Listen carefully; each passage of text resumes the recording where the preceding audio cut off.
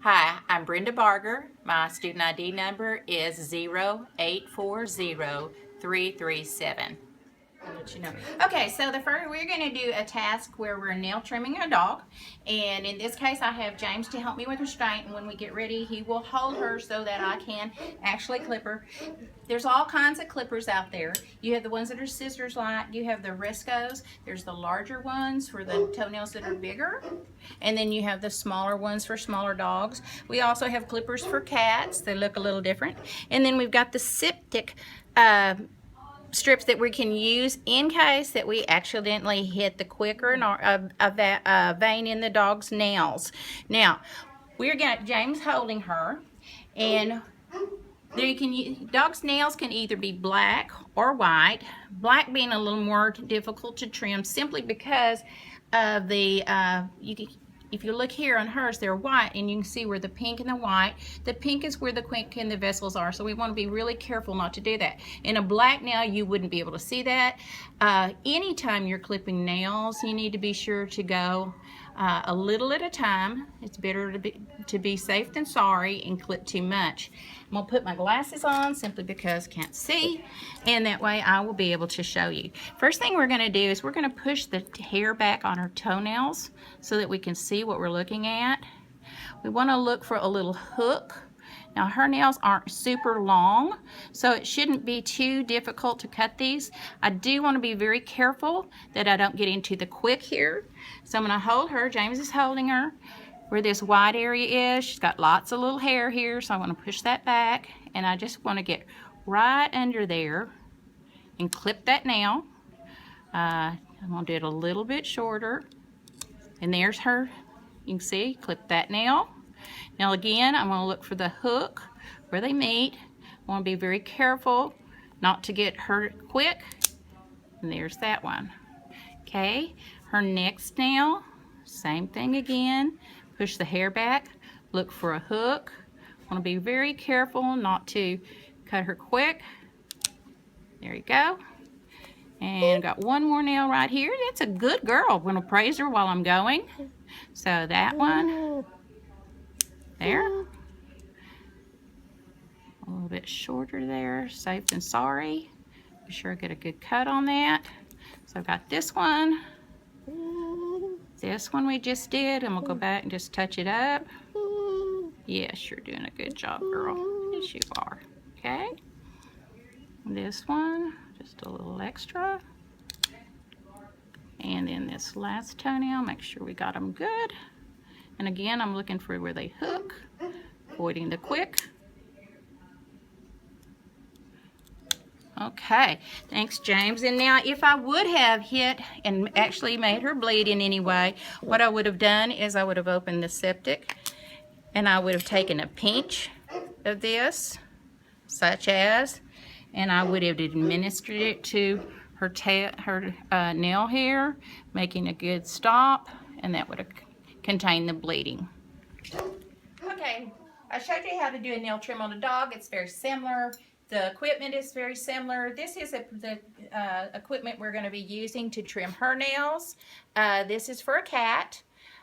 What we're going to do is we're going to push out. You can see on there, you can see a loop, and you can see the quick. We want to get in past there. We want to get just a nice amount. Oh, sorry. She is not happy with us, but we've got our restrainer here. We're going to take this next one, and we clip that off.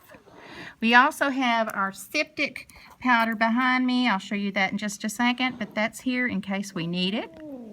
So we've got this now. We're going to get where the hook and the quick are. It's always better to veer on the side of safe and sorry. And there we've got those. And as I said, we've got our septic powder. Had I actually cut her and made her bleed, we would have taken this. Just like with the dog, we've taken a small amount of powder. We would have put it on the actual toenail, and that would relieve. Okay, the next task I'm going to show you is how to peel a dog. In the perfect ideal world, you could just hand it to them and they'd eat it, or you'd be able to put it in food and give it to them. Out of experience, I know this girl here, this is Rosie, she has to have it done manual. So the first thing you need to have, your equipment is basically what your pill is, and then your hands to be able to open their mouth, push the pill to the back of the throat, and then we're going to rub it down. So in this case, I'm going to get her to sit down. I'm going to push this into the back of her throat. I'm going to hold her mouth closed, and then I'm going to rub her throat. And usually if you see their tongue come out and lick, they're done. And that's pilling a dog. What I'm going to show you now is how to medicate a cat. We showed you how to pill a dog.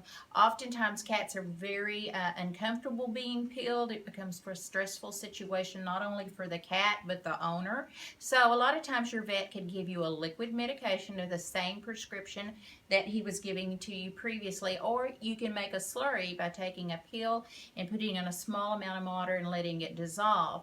To actually give our medication to the cat, I've got James restraining her. What I'm going to do is I'm going to take my thumb and open her mouth, and I'm going to push this. I'm going to start again. I'm going to push this in the back, push it in, close her mouth, rub her throat. Oh, I know. And she finished, and we are done. Hey. Hi, we're at Timber Creek Animal Hospital, and this is Lucky, and what I'm going to demonstrate for you is how to catch a urine sample. You can use all kinds of equipment. You can use a flat pie plate, you can use a ladle. In this case, we're using a water dish. What we want to be sure is we catch it in midstream, not at the beginning, because there may be contaminants.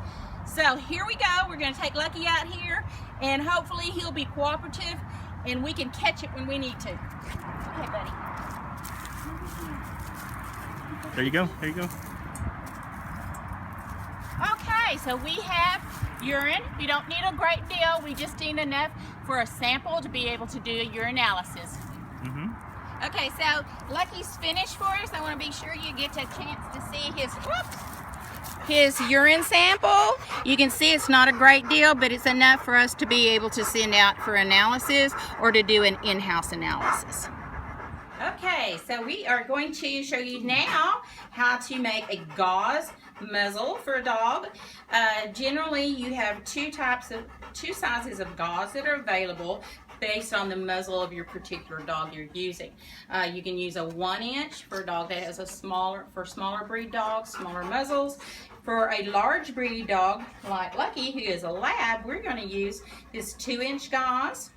We've made a loop, and we're going to take this loop and come up behind him so that we're not upsetting him. And we're going to slip the noose over his nose and tighten it up. Now, Lucky is an excellent boy, aren't you? And he's minding well for Nikki.